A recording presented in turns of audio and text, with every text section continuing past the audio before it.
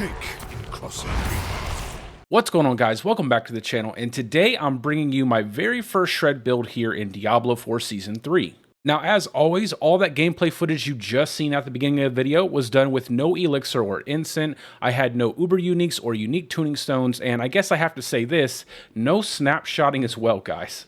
So there's a ton of damage still left on the table, and none of my gear was optimal for any of that content as well. Now, I did try to make this build as unique as possible. However, there really isn't too many ways that you can build out a shred build. So I wanted to make this build an entirely dedicated werewolf build, and that's what we went ahead and did. So we have the rampaging werebeast, we have direwolf on our bar, and we're just basically spamming our ultimate and casting shred and howl the entire time. So not only are we moving at max movement speed, but the gameplay style for this build is super simple, and honestly, anybody could just pick it up and play it right away. Now, for those of you who like to skip the video and go straight to the Mobalytics page, please scroll down to the very bottom of the Mobalytics page. There's a detailed explanation of all the swaps you would make for bossing, as well as the swaps you would make for the unique Seneschal tuning stones, and also the uber uniques that I would like to have for this build, which really isn't that many. Honestly, I would really only like to get a Harlequin Crest for this build because I would really love to have that damage reduction, as well as +4 rings to shred.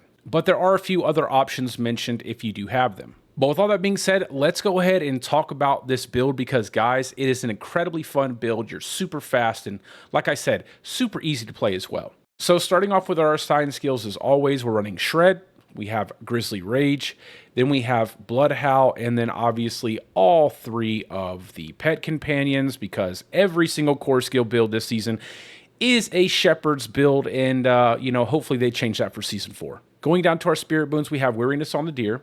We're Spirit Bonded into the Eagle, and this time we're grabbing up Swooping Attacks just to give us that extra attack speed for Shred. And then we're also grabbing Avian Wrath for that multiplicative critical strike damage. On the Wolf, we're grabbing Calamity just to extend the duration of our ultimate so we can stay in Direwolf as long as possible. And then on the Snake, we're grabbing Masochistic just to give us that extra survivability from our critical strikes. Moving on to the equipment, we are running a Tempest Roar on the helmet slot, and that's really only because it gives us some nice critical strike damage as well as damage while shapeshifted. Now, if you wanted to use a regular helmet, you can go ahead and do that. An aspect that I recommend is the Vigorous aspect because it gives you a nice chunk of damage reduction while in werewolf form. On the chest piece, we're running the Juggernauts aspect, and it's really great because it helps us reach armor cap pretty easily. All we need is one roll of armor while in werewolf form, and we hit armor cap and then some. For the gloves, we're running the Stormclaws aspect, and this is one of those must-have aspects for this build. It gives us a ton of damage off of our crits, and we're always critting in dungeons, especially because we're running the Waxing Gibbous. For the pants, we're running Tebow's Will, so we get that big multiplicative damage bonus while we're unstoppable. For the boots, we're running Flicker Step, so we can cool down our ultimate much faster, but it also has the bonus of giving us a big chunk of damage reduction from close enemies. Then on the weapon, we're running Waxing Gibbous, and this is a great unique because it pretty much guarantees us a 100% crit chance throughout the entire dungeon. Now on the amulet, this is where we put our Shepherd's aspect so we can get that multiplicative damage bonus to our core skills from our companions. Then on our first ring, we're running Erida's Inexorable Will, so that way when we pop our ultimate, we pull all those enemies together, and as soon as we start hitting them, we get procs from our Stormclaws aspect, and it just burns down giant packs of mobs super easy. Then on our second ring, we're running the aspect of Rampaging Werebeast, so we get that massive pool of multiplicative critical strike damage while we're in our Werebeast form, and we'll pretty much always be in our Werebeast form because of how fast we can reset our cooldown with Flicker Step. Now, I will say the duration doesn't really matter so much with this build because, like I said, we're always going to have our ultimate on cooldown. And actually, sometimes it's better to go with just the 1 second you get from your codex because it's much easier to get multiple procs off your Erida's Inexorable Will ring without having that extended duration on your Direwolf form. Then on our offhand, the bread and butter, the Direwolf aspect, this bad boy lets us move super fast as well as basically spam Shred without ever having to worry about resources. So I really love this build, and this is a big reason why we're moving so fast and we're attacking with Shred 100% of the time, and we're never too worried about resources. Now going over the affixes on our gear, like I said on the helmet, we're running Tempest Roar, but if you are running a normal helmet, cooldown reduction, willpower, max life, and all stats is what I would recommend. On the chest piece, we're running 4 damage reduction rolls if you get lucky to get that. So damage reduction from poison enemies, damage reduction while fortified, and damage reduction from close enemies. And honestly, any combination of damage reduction will be fine. On the gloves, we're running the Ranks to Shred, Crit Strike Chance, Attack Speed, and all stats. For our pants, if you do not have a pair of Tebow's Will, go with damage reduction while fortified, damage reduction from poison enemies, dodge chance against close enemies, and damage reduction.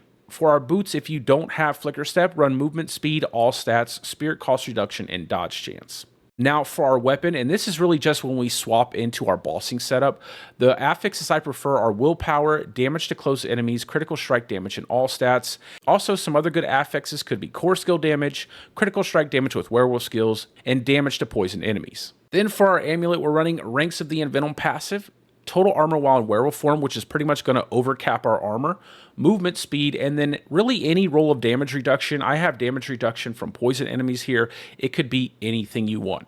Then for both rings, we're using crit strike chance, crit strike damage, damage to close enemies, and damage to poison enemies. And again, another notable affix here could be critical strike damage with werewolf skills. Then for our offhand totem, we're running willpower, crit strike chance, all stats, and damage reduction from poisoned enemies. Moving on to the gems, we're using emeralds on our weapon and totem, we're using rubies on our armor for that big chunk of max life, and then we're using diamonds on our jewelry to crank up our resistances. For the Seneschal construct, we're using Tempest, efficiency support, resource support, and breaking support. And then for our second ability, we're using Flash of Adrenaline, and then we're going duration support, safeguard support, and tactical support. Now, like I said here, guys, down at the bottom is a complete summary of all the swaps I would make. So let's go ahead and go over it. So it says, for bossing, an optional swap for your helm would be rotating Godslayer Crown for damage buff. Swap your weapon, Waxing Gibbous, to a one-hand axe with retaliation aspect. Swap Erida's ring into Stampede aspect, and then go ahead and swap your chest to Mad Wolf's Glee. And I do have in parentheses here that you can use Mad Wolf's Glee in all content except 90+ Nightmare dungeons and vaults. Then for our Uber Uniques, the best in slot helm would be the Harlequin Crest, also known as Shaco. An optional helm would be Andariel's Visage. This one makes you incredibly tanky and obviously cranks up your attack speed. However, if you want more procs off of the poison damage from this helm, go ahead and add some lucky hit chance on your gear pieces, so that way you're cranking up your lucky hit chance to proc this helm a lot more. Then another optional ring here, you can swap out the Stampede aspect ring for a Ring of Starless Skies if you do have it. However, the overall damage increase would be a wash. You'd really only do this so that way you could generate more resources when you're not in direwolf form. Then for our Seneschal construct, if we get lucky enough to get the tuning stones, which I haven't got a single one across all of my characters yet, we're swapping breaking or resources for Evernight tuning stone, and then we're swapping safeguard for Genesis. Now moving on to the skill tree, and honestly, this is probably where the build is the weakest at. I cannot stand that there are not more passives I can use for Shred without going into a completely different variation of this build. And I really wanted to stick to Direwolf, so hopefully in the future they'll give us a lot more passives to use while we're in Direwolf form. So starting out with Claw, we're going 1 point here and then 1 point to Enhance Claw just so we can unlock our core skill tree. Then we're going 1 point into Heart of the Wild, into 3 points Wild Impulses. And yes, I know this is currently bugged, but really we have so many free skill points, there was no reason not to pick it up, even if it only gives us a marginal increase to our damage. Then obviously we're going 5 point Shred into Primal Shred. Then we're grabbing up 3 points Predatory Instinct and 3 points Ditchgrade Gate. Moving down to our defensive skills, we're going 3 points Ancestral Fortitude and 3 points Vigilance because we are going to be spamming Howl quite a lot. So we're going 5 points Blood Howl into Preserving Blood Howl. Now, if you are having trouble with resource management, go ahead and swap it into Innate Blood Howl, so that way you get a little bit more resources after you kill enemies. Then onto our companion tree, we're just grabbing 1 point into Wolves, 1 point into Poison Creeper because we can't utilize that skill while in Dire form, and then 1 point into Ravens, and then up into Brutal Ravens. Then for our Wrath tree, we picked up 1 point Elemental Exposure, 1 point Charged Atmosphere, and then 3 points Bad Omen. And honestly, guys, this is only because there are so many skill points that I just can't utilize anywhere else. Then we're grabbing 1 point Neurotoxin, 3 points Toxic Claws, and 3 points Envenom. Moving on to our ultimate tree, we are grabbing 1 point Defensive Posture, 1 point Nature's Resolve, and then 3 points Unrestrained, again, just because we have these points available to us. Then we're going Grizzly Rage and grabbing both passives, Prime Grizzly Rage as well as Supreme Grizzly Rage. And then for our key passive, none other than the Ursine Strength key passive. And now we've made it to the Paragon board. So for you guys out there who may not want to run this specific Shred build, please go ahead and look over my Paragon board. I've put quite a bit of time into this, and honestly, I think it's pretty good, even if you're using a completely different setup for your Shred build. So on our starter board, we're using Outmatch, and then we're moving into our Ancestral Guidance board, and this is where we slot in Fang and Claw. So we did go ahead and pick up the Legendary node, as well as all of the core skill damage nodes we could here in this specific Paragon board. And you see, there's quite a few. Then moving into our third board, this is our Lust for Carnage board, and we are going to go ahead and pick up that Legendary node, as well as slot in the Werewolf Glyph here. And I love Werewolf Glyph, it gives us a mix of damage as well as some damage reduction. Moving into our fourth board, and you can see we're heavily vested in this board, and this is our Height and Malice board, and we are slotting in Spirit and grabbing every single Dexterity node to pump up our critical strike damage as much as possible.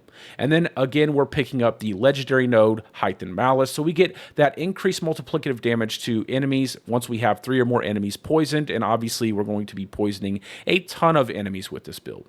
Then moving into our fifth board, this is going to be the Constricting Tendrils board, and we're slotting in Territorial and grabbing every single Dexterity node we can possibly grab just to crank up our damage to close enemies as much as possible. And then last but not least, the Inner Beast board, slotting in Guzzler here. And again, we're selecting this board out because it has a lot of intelligence nodes, and we're going to pick up every single one of those intelligence nodes so we can push our damage while healthy up as high as possible with Guzzler. And something to mention here, that additional bonus actually is pretty helpful for this build because we're not using Debilitating Roar and we're not using a barrier, so that additional healing we get from potions is quite nice when we're pushing high tier Nightmare dungeons. But that's really it for the video, guys. My very first shred build here in Diablo 4, and man, I hope you guys have as much fun with this build as I had leveling it up and using it. Now, if you do have any questions regarding the build, go ahead and post them down in the comments section below, and I will answer them as soon as I see them. I'll also be adding links to my Human Lightning Storm Druid build, my Stormclaw build, my Boulder Cane Bear build, as well as this build down in the description of the video. Also, I will be streaming tonight, so if you do have any questions, you can always stop by the stream and post them out in the chat, and I'll answer them in real time. But with all that being said, I hope you guys are having a great day or a great night, depending on wherever you're from, and peace out, guys. I will see you in the next one.